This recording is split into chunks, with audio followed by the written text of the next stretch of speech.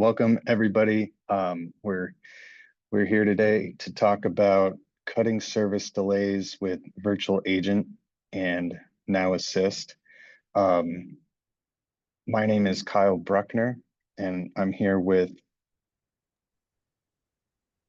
Kevin. I'm having trouble moving to the next slide, but I'm an engineering manager at RapDev, and I do wear a lot of hats. One of the hats I get to wear, and I have a lot of fun wearing, is working with Now Assist and really figuring out everything that it is. But what's even more exciting is figuring out how we can apply it in our businesses, which leads to a lot of great problem solving activities with our customers. But go ahead, Kevin, quick intro. Thanks, Kyle. My name is Kevin. I'm one of the ServiceNow engineers here at RapDev. I've been involved in the ServiceNow world for the last 6 years, both on the customer side and the consulting side. AI has changed the way I work in the last 2 years, so super excited to show you some of the features that ServiceNow has introduced. All right, great. Thanks, Kevin. A little bit about RapDev before we dig in. Elite ServiceNow partner, consulting and implementation partner. That's our focus, getting our customers' unique needs solved with the ServiceNow platform, using best practices where we can, and creating some new ones along the way when we meet very elegant, unique needs. So high CSAT score and a lot of accreditations, tons of certifications. That's RapDev in a nutshell. Here's a slide of some of it's really the top logos in the world. Some of the companies that we do great work for. This is a plug. This slide it's just a reminder to get out there and consume some of our existing content. We did a webinar a little bit ago, which was a real world use case in the asset management space, which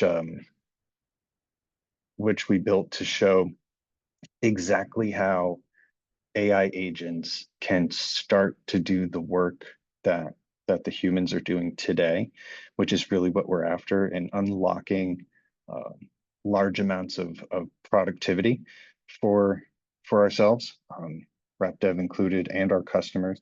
So just a reminder that we do have a lot of other great content out there, and if you're really interested in unlocking productivity for your business and reducing the number of hours worked by the people in your organization, that's a good webinar to watch. And I also wanted to bring up how that webinar that we did in the past, showing that real world use case, while we will show you some agentic AI today in the demo, this webinar is a little different. We want to show off more of just how the agentic workflows and AI agents work. What are some possibilities, right?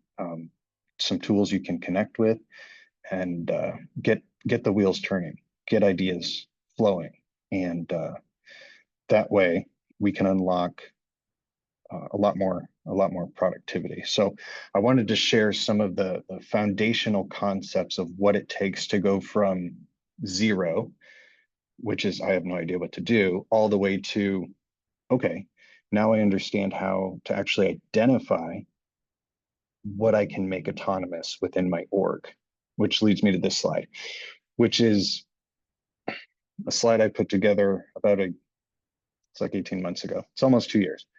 And I built this slide to just illustrate that it's a movement. It takes time. There are phases to this.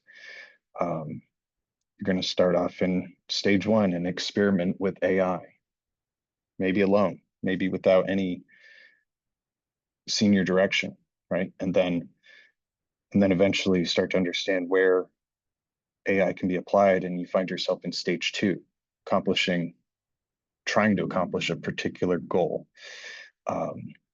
maybe hit a particular KPI or OKR, right? And then enough teams and areas or processes are tactically adopting autonomous agents or AI, and then they start to integrate together, right? In stage 3.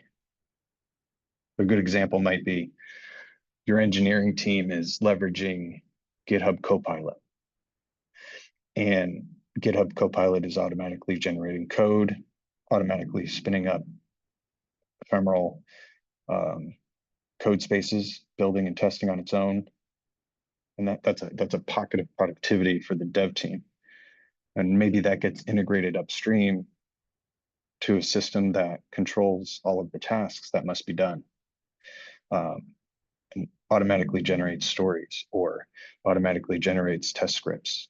And then once that object goes into a particular state, it kicks off an event to trigger some of the automation done by GitHub Copilot.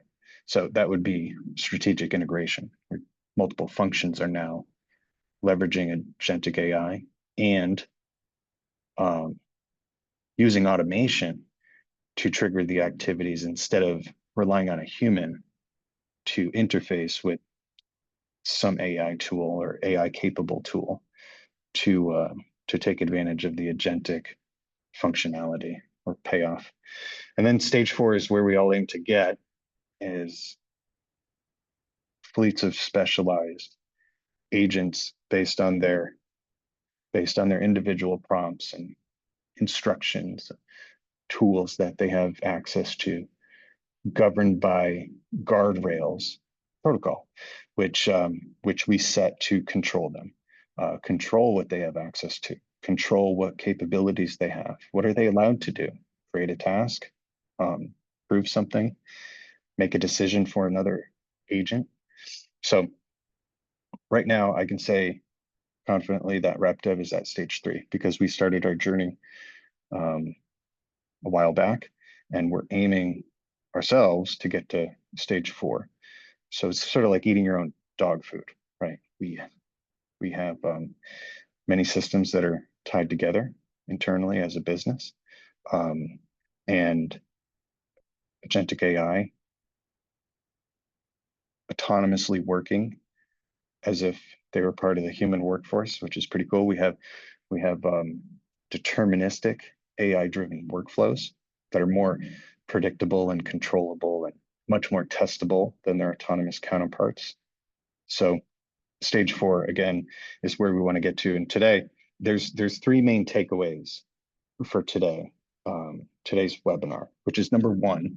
You might have seen it on the invite or the registration page for the webinar, is how to design actionable use cases.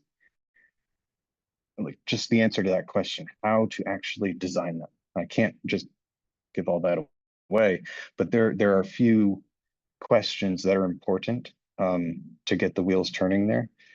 And then the other concept of defining metrics, KPIs, and priorities to gain insights and measure the actual effect of implementing this technology. And then the other part we'll talk about at the end, which is how to leverage RapDev's bread and butter to do all of this at low cost. But right now, what I'd like to do is start a poll, and then if everybody could take a second, give it a gander. Basically asking, currently, where is your organization today on its Now Assist adoption journey?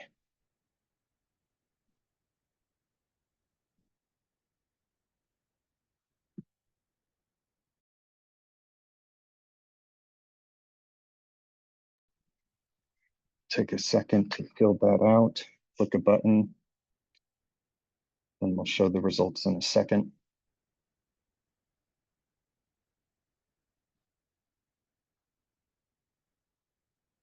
All right, let's see the results.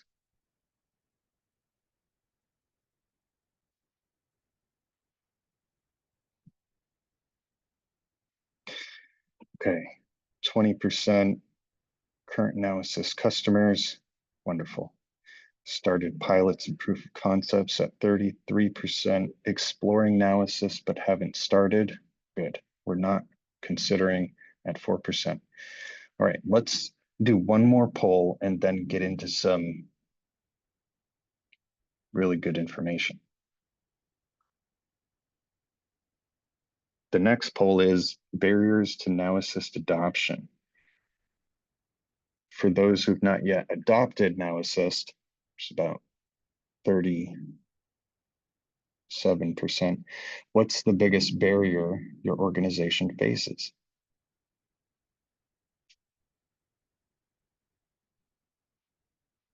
Barriers to Now Assist adoption.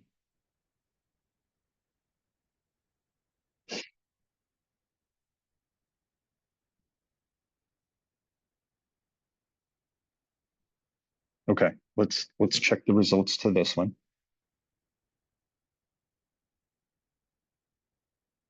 Lack of clear business use case, 37%. Limited technical readiness or platform expertise are the big ones. And then a couple of you facing organizational resistance or concerns about security and governance. Very, very, very reasonable concerns. Okay. Now I've got a slide up, but I'm going to do a lot of talking around this slide, and it's mostly around how to help identify those use cases. And then we'll get into a demo, and it'll be really cool, and you'll be really happy that you joined once Kevin shows you all the shiny things that do automation. So overall, I look at what the software era gave us and attribute it to it gave us logical efficiencies, right? And I look at what the AI era is giving us today, and I attribute it to cognitive efficiencies. And I bundle that up with the following. These cognitive efficiencies, the things that we rely on our people to do today. So a lot of those things now we can systematically process. Some examples might be, just imagine looking at a process UML diagram or an activity flow. The decisions that need to be made for any process that require 1, 2, 3 ABC inputs to make a decision. It's a cognitive task that can be systematically automated. Tasks that require somebody to gather data from multiple sources or analyze that data contextually, or make a recommendation or approve something. All of these cognitive tasks can be automated to some degree with agentic AI.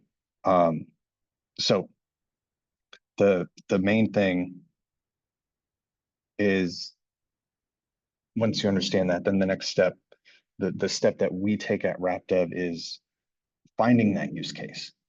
They're actually all over the place. So it starts with the main question, which is what do the humans do today, right? And then from there, understanding exactly what the humans do today, because the process should be defined somewhere, right?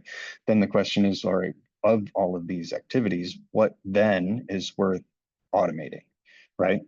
So, and then from there, once you find what is worth to automate, then the next question is, all right, what is actually safe to be delegated to a machine, and what protocols, guardrails have to be put in place in order to make it safe? Like what's the cost of injecting a sense of safety or control or compliance into the automation initiative?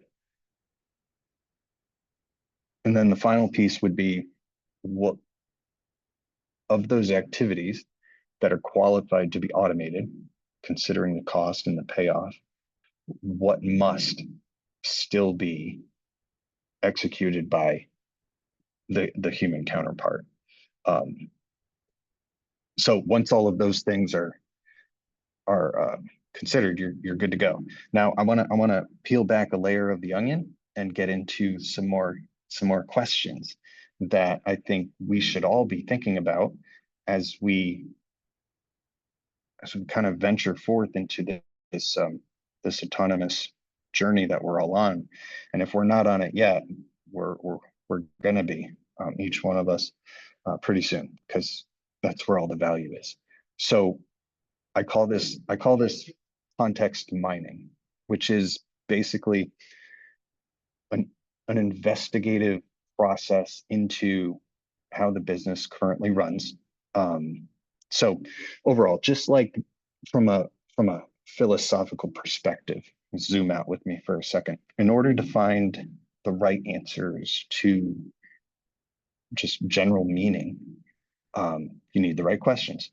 And the same concept applies to how we find the best use cases for these AI agents, which is, in order to dig up the right use cases and the right answers to point us in the direction of the right use case, we need to ask the right questions. And that's what this context mining concept is. It's just a collection of questions. At RapDev, we have a bucket of hundreds of questions that we turn to for each area of this transformational process that we follow, in order to help identify and investigate and interview and uncover where those value opportunities lie, where the quick wins lie, where the heavy work lies, all of those things. So we'll start off from a contextual perspective, high level. What are some examples of these questions that we ask customers, to sort of uncover and identify where the use cases are? The first would be, what triggers the start of what would be an agentic workflow? What triggers the start of a process? What's the input to the process, right? Those very basic questions that you might ask, if you were defining a process for any other activity in the business. And then another question might be, what tasks or decisions consume the most human time within that process? That would be a great indicator into what kind of cognitive activities are ripe to be replaced with or augmented with AI agent technology. Another question might be, which steps within the process can we not rely on an AI agent, but instead we have to keep the human in the loop to act as a judge, either for a decision or maybe just to be notified, right? What are the rules around that? And then there's another section which would be more like capability. What is an agent allowed to do, right? So an example question might be, what knowledge or context data does an AI agent need access to? And while you're asking yourself these questions, you're looking at one of your existing processes, that already defines where the data comes from and defines which tools are connected together. So another example might be, which actions can an agent safely and autonomously perform within ServiceNow or outside of it? We talked about this earlier, right? Can it create a task? Should it be able to approve something? Can it change stateful data?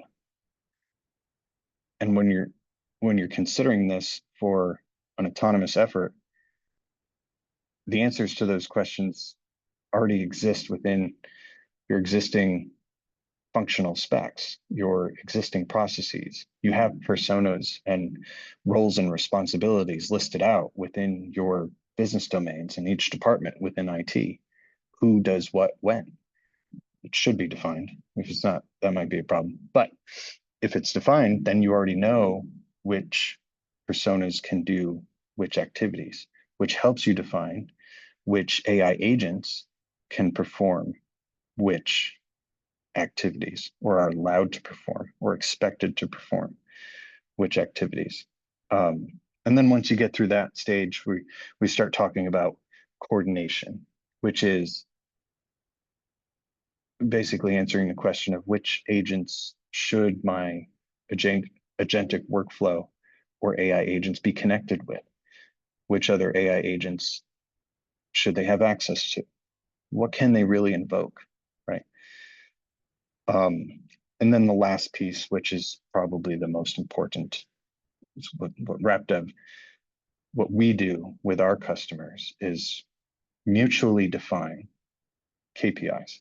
What are we actually striving towards? Most of the time, it boils down to hours saved, right? Which is the amount of time that's just totally evaporated. Um, the amount of time that people have to spend less on their tasks and activities, which is replaced by um, or augmented by the AI agents. So hopefully some of those questions give you an idea or some insight into how RapDev approaches these very, very complex problems and how we intend to get everybody to stage 4, where AI agents are autonomously working within a controlled and predictable environment, which is kind of cool because AI agents by nature are chaotic and have a range of choice.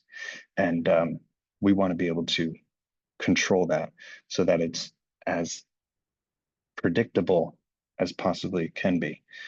With that, I'm going to hand it over to Kevin to take us through some of the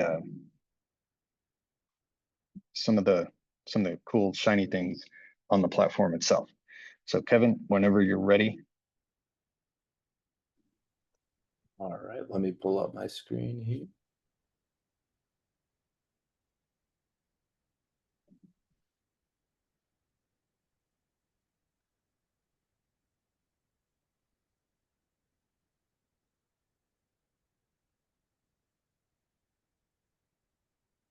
Everyone can see my screen. You should see AI Agent Studio. Got it. Perfect. All right. So, like I mentioned at the start of today's call, my name is Kevin, and for the last 6 years, I've been heavily involved in the ServiceNow world. In the last 2 years alone, AI has changed the way that I work.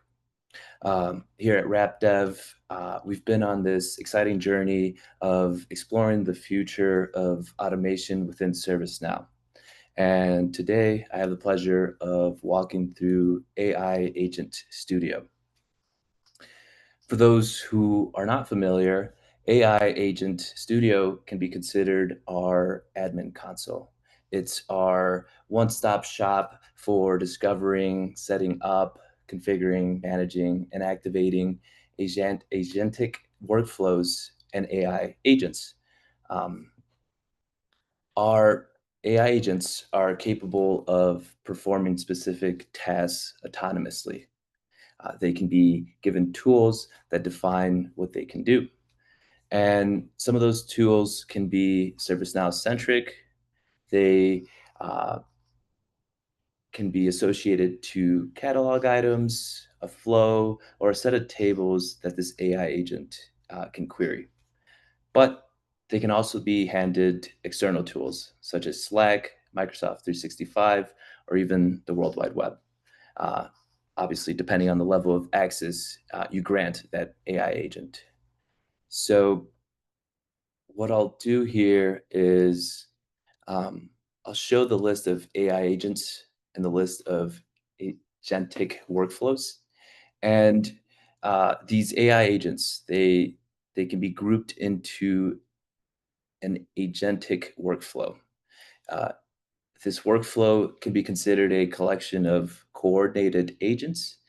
Each of these agents have a defined purpose or capability, and then within this workflow, these AI agents can take on a role such as the orchestrator, communicator, or the worker within that flow, and can collaborate with one another to ultimately complete task end to end. Here at RapDev, what we did was we developed an internal agentic workflow called RapChat. And RapChat is designed to work alongside Virtual Agent or Now Assist as an orchestrator of users' messages. Today, what we'll do is we'll use AI Agent Studio. We'll navigate over to the testing tab, and we'll go ahead and test this RapChat workflow. In the real world, this would be utilized through Now Assist on the platform and Virtual Agent on the service portal side. But like I said, today we'll be testing within AI Agent Studio. All right, so I'll walk through two use cases, and one of them will be ServiceNow oriented, and the other will be outside of ServiceNow centric. So I'll go ahead and paste in a task uh, for our agentic workflow. All right. So what I have asked this workflow to complete or work on is I want a list of all incidents in this ServiceNow instance where the caller is Abraham Lincoln. So I'll go ahead and search this or kick off this test. Abraham Lincoln is a employee here. He's submitted incidents in the past, and we want to see a summary of what those incidents entail. On the right-hand side, you'll see a set of decision logs. And open up the orchestrator. What does the orchestrator? So it conducts the planning and it leads a team of AI agents to address the given use case I just handed over. And then you could see here, it handed over the work into RapChat classifier. And so what this RapChat classifier does is it determines whether this use case is ServiceNow centric or not ServiceNow centric. So I'll get into the nitty gritty here, and you'll see that the RapChat classifier has identified that this is in fact ServiceNow related. So why is this important? Well, a lot of us know who Abraham Lincoln is, and he's had some incidents outside of ServiceNow. And this AI agent could have easily gone to the World Wide Web and searched and summarized the incidents that have happened to Mr. Lincoln's life.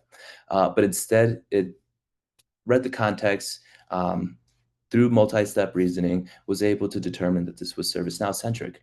Um, so on the left-hand side, you'll see that there's a set of incidents associated to Mr. Lincoln.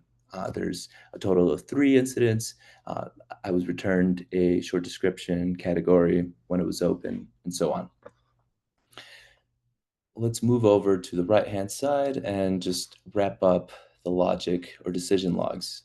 So this was determined to be a ServiceNow-centric issue or task, and then the ServiceNow specialist was prompted or kicked off, and the ServiceNow specialist was given the tools to search the incident table, look for Mr. Lincoln, and return a summary of the task that I was looking for.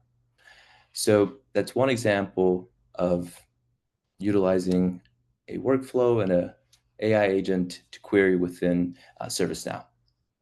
So we're going to go over a second use case. And let me go ahead and paste this use case. And a quick background here. So I've asked it to summarize the office music here at RapDev for the last couple of weeks. To give more context, we utilize Slack here at RapDev, and we have an internal channel where folks put in a song request, and then it's added to a queue. And if you're in the office, you could hear one of those songs that are requested. So I'm interested in the music that's being played here at RapDev, and I'll go ahead and ask it to do so. So obviously, obviously ServiceNow doesn't have any context around our Slack internal channel. So what we did here was we built out a AI agent that was non-ServiceNow centric and the capabilities of reading our Slack, specifically our internal aux music channel.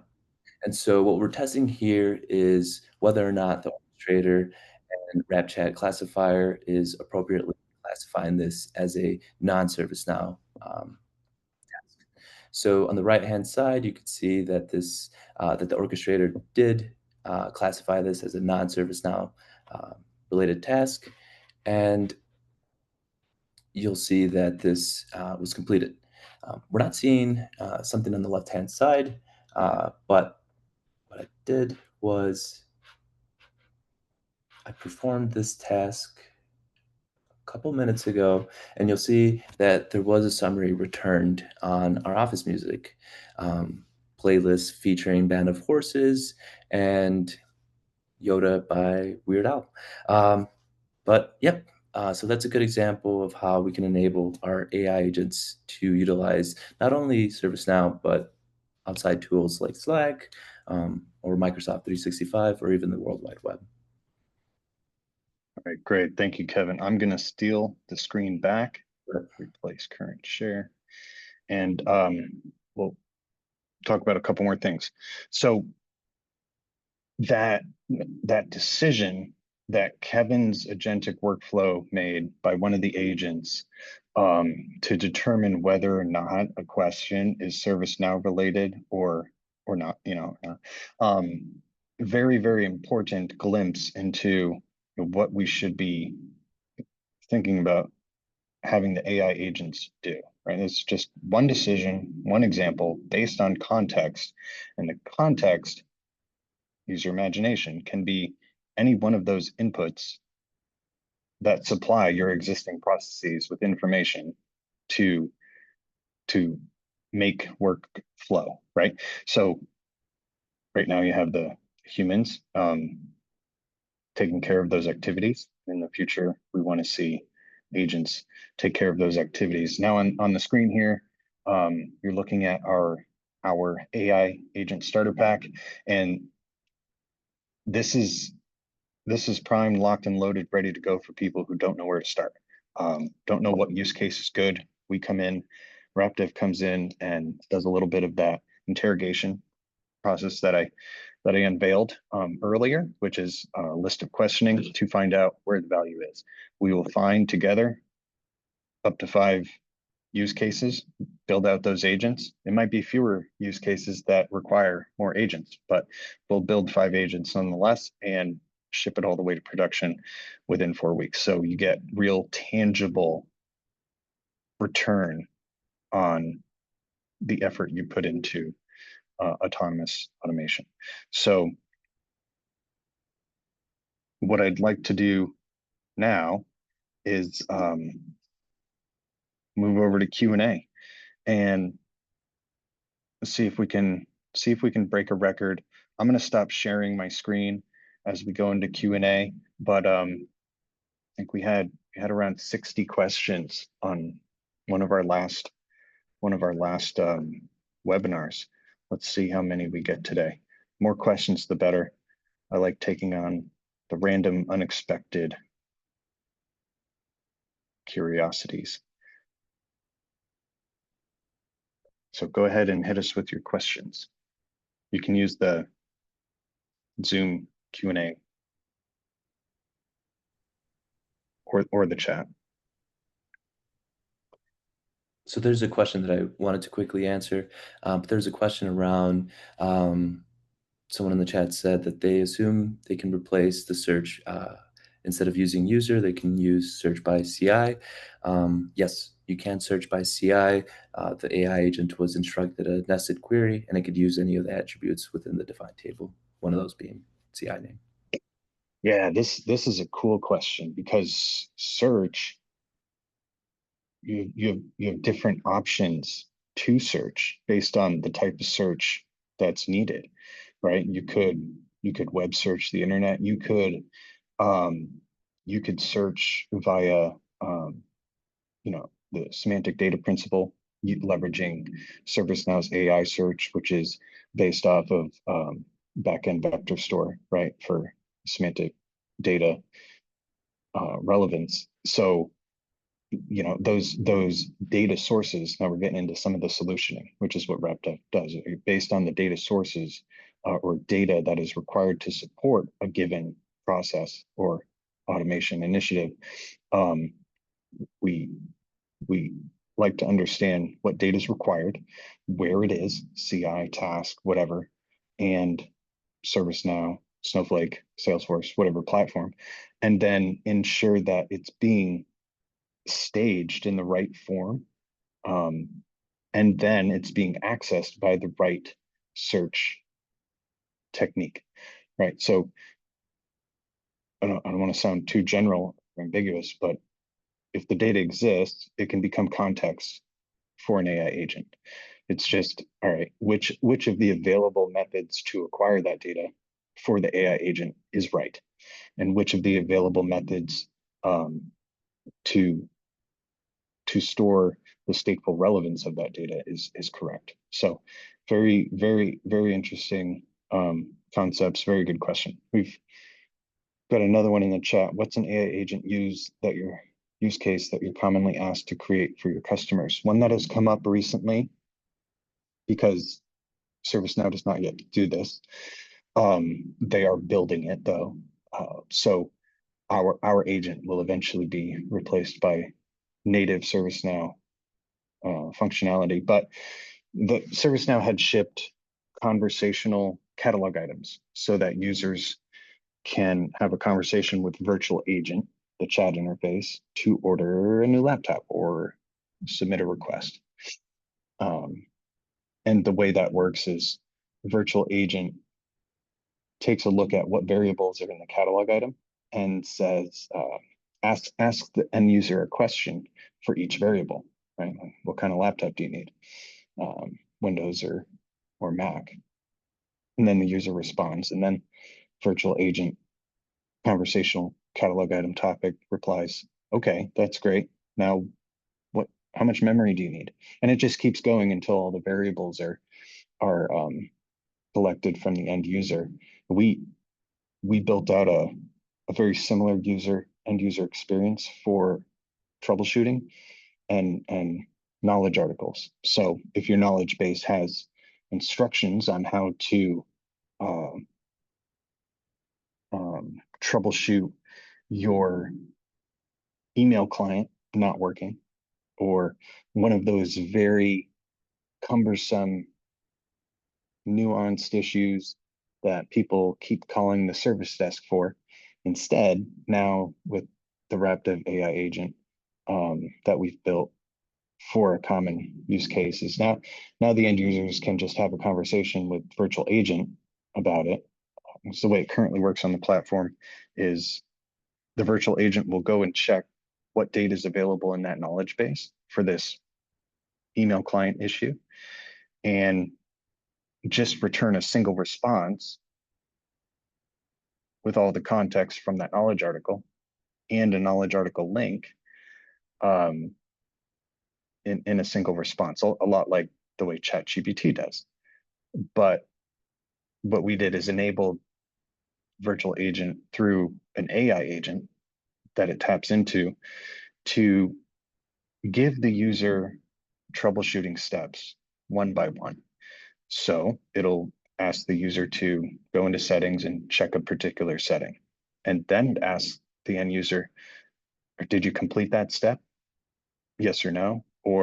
and it's very there's a range of freedom. So the questions can sometimes be, did you face any issues with step one?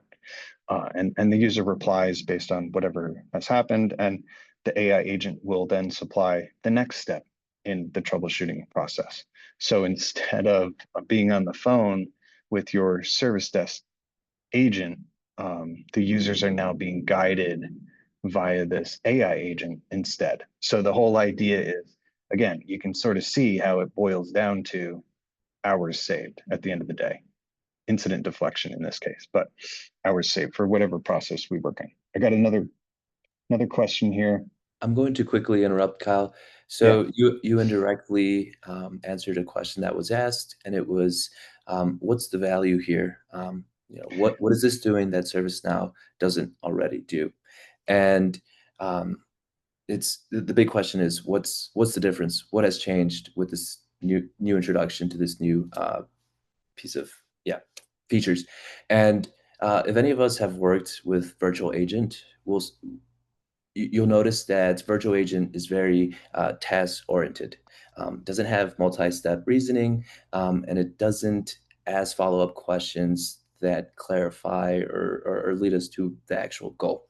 I've implemented virtual agent for many clients, and the goal was to allow submission of a catalog item through this virtual agent.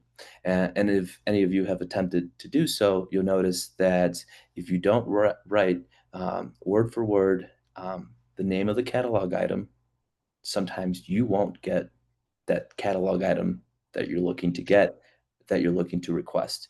And what this enables on the ServiceNow side is that multi-step reasoning. What does this person mean? What are they trying to ask for? It's a bit of logic, and it avoids, like you said, Kyle, directing someone from the virtual agent to the service desk. Yep, very good.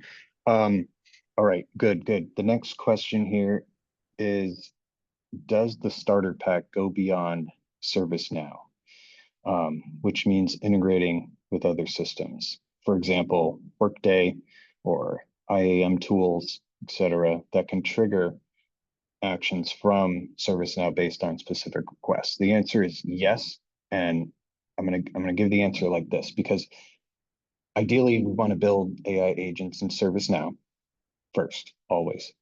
Um, with While we have the capability to build AI agents in any other tool, that's great. We can explore that, but we always want to build AI agents in ServiceNow first, and tap into the Now Assist framework while we build out AI agents inside of ServiceNow based on whatever use case we come up with within this starter pack.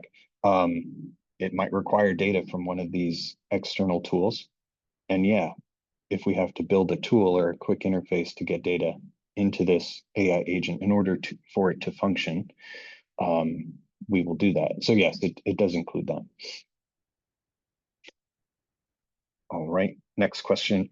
Are the agents built using ServiceNow AI agents? Are there other LLMs and MCPs used? If MCPs, how's the security managed? So again, we want to always look to build the AI agents inside of ServiceNow. The AI agents that do get built inside of ServiceNow, the ones that we have built for customers already, are mostly leveraging the ServiceNow generic LLM, as it has improved a lot over the last year and a half that we've been playing around with it. It has improved a lot. It's a very good first step for customers to explore this, the generative AI that powers the agentic AI. However, through the AI, the generative AI controller, we have the ability to hook into whatever your enterprise uses today. Chat, OpenAI, or Bedrock, or Gemini, Quen that's sitting on an internal server somewhere, right? So we have the ability to tap into whatever has made its way through legal at your organization, which is good for flexibility reasons. Regarding the MCPs, ServiceNow has just released the MCP concept in Xanadu, one of the recent patches, which allows external tools to tap into ServiceNow data. There is the product team is working on an MCP capability to easily tap into MCPs that are sitting behind your firewall and basically interfacing data for external tools to ServiceNow. So that will become available soon. Right now, the preferred interface would be over REST API as we go in and design and build AI agents. And the security concerns around how the MCPs are managed currently in the organization would be taken up by the security team.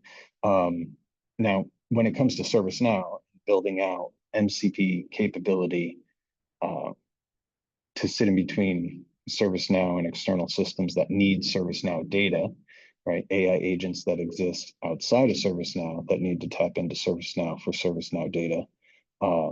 Those are all based on RBAC controls that we're all very familiar with if you've been around ServiceNow for long enough. So role-based access controls, which act similarly to the controls around the REST table API, right? So you have basic auth at your disposal, OAuth as well, but it all aligns to the account and what permissions have been granted to that particular service account, tapping into those MCPs on the ServiceNow platform. All right, good. Next question. Companies are more similar than different. We already disagree. What does ServiceNow have that is out of box so long as you are licensed? Automate service request problem analysis for incidents. ServiceNow believes this too, that companies are very, very similar, which is why they have a backlog of over 1,000 agents that they're building, so that once you turn on the Now Assist framework and start paying a lot of money for it, you have agents that can be configured and start to augment the human workforce right away. So they have hundreds today. They will have thousands going into next year. So ServiceNow sees that as well.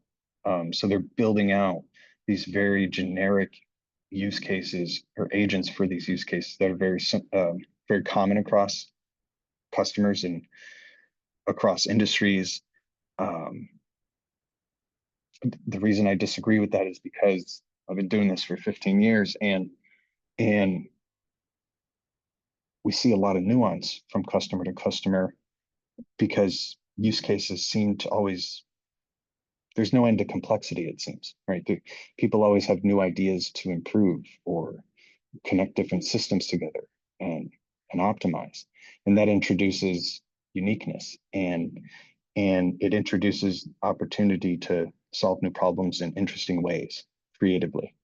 So, which is why RapDev has a backlog of hundreds of agents that we're planning to push into Q2, which is a different bucket you can pull from eventually next year. As soon as you turn on Now Assist, you'll have ServiceNow agents that are available that you can just flip on, and you'll have RapDev Arlo agents that you can flip on. As soon as you turn on Now Assist. RapDev currently has 5 plugins on the store. Kevin built one of them. It's pretty cool. Like you could turn it on today if you have Now Assist and start to automatically deduplicate your CIs in your CMDB. And it's pretty common, right? So we built a plugin for that. That's free.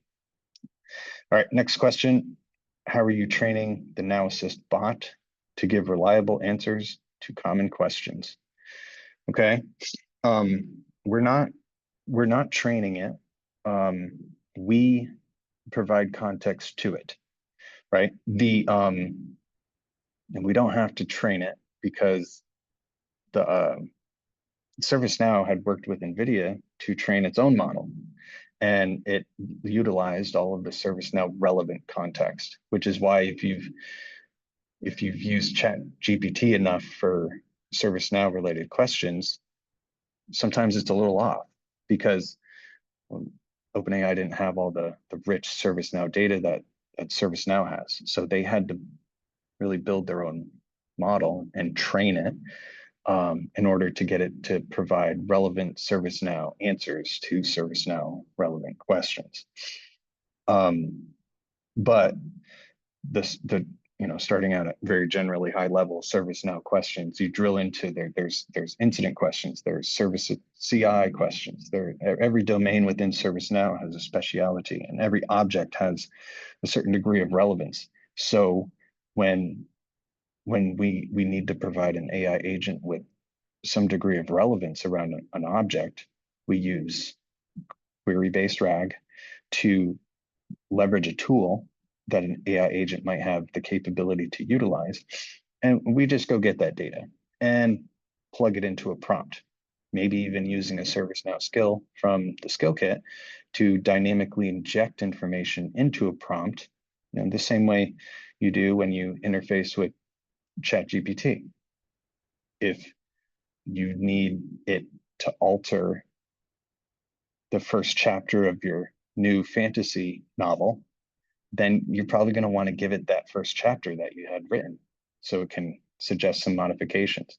So if we ask the ServiceNow LLM, what are the relationships of the CI, or give me some suggestions to improve the service map of this application service, we query-based RAG, go get the data, inject it into the prompt so that the LLM has context around question being asked, so it can provide a richer answer. So training is the word that threw me off there. I just wanted to clarify that. It's not being trained. We're just providing all the context that we can required for the agent to function. A lot like if you had a human performing a particular task and they need some information to get the task done, you're going to give it to them. And we do the same thing with the agents. All right, good. Next question is, what's an AI agent use case that you're commonly asked to create by your customers? I already did it. I answered that one, probably duplicated. Next question is, does RapDev have experience with Google Gemini Enterprise integrating with ServiceNow AI agents by a virtual agent or other means? Yes, we do. We've integrated with each of the out-of-box connectors provided by the Gen AI controller. We've even integrated with privately hosted models that we have here internally at RapDev, because we want to obviously know how to do that. And it's also very fun to work with this technology. So yeah, we've done all of that.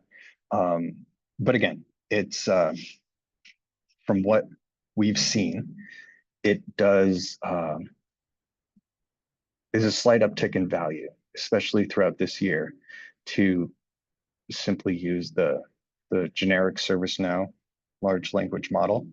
It does seem to do better for a variety of ServiceNow related tasks. But again, it comes back to what's approved within your organization. Getting the ServiceNow LLM approved might be a hurdle because the legal and compliance teams are kind of building the plane as they fly it and figuring out what's really required to approve these things. So if you get one approved, you might not get others approved. We can hook into Gemini, not a problem. All right. That is the end of our questions. We'll do one last call for any other questions, and then we'll wrap it up. Going once, going twice. Great. All right. Thank you, everybody, for joining today. Again, hopefully you scan that QR code for the AI starter pack. But yeah, it was a lot of fun talking about AI, and we got another question in the chat. I was on the Gartner website earlier, read that we could use AI agents to analyze our ServiceNow data. Okay. The AI agent response would contain recommended changes, updates to your ServiceNow data integration environment. Yeah. In order to improve, optimize your overall data quality, data ingestion solution architectures. Yeah, sounds like a solid use case, which is another really cool concept. Data cleanliness, data readiness, because the data is the context for the LLMs. So it's something that we take very seriously, and I think everybody else who works with AI should take very seriously, is making sure the data is clean and ready, and maintained in order to be reliable context for any agents that are built, which is, like, I keep going back to it, that's exactly what the people need, right? How many times have you heard that the CMDB is inaccurate? It's because the people need to make decisions based on the representation of what's in the environment that seem to be.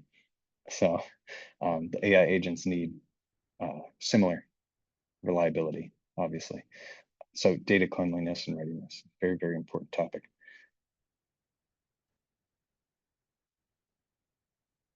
All right, thanks everybody. And if you haven't heard of RapDev yet, or if you have and we're already working with you, thank you. Looking forward to absolutely crush some autonomous opportunities in the future. Yeah, but if you haven't heard about us, check us out. You won't be disappointed. Thanks, everybody. Take care. Thank you, everyone.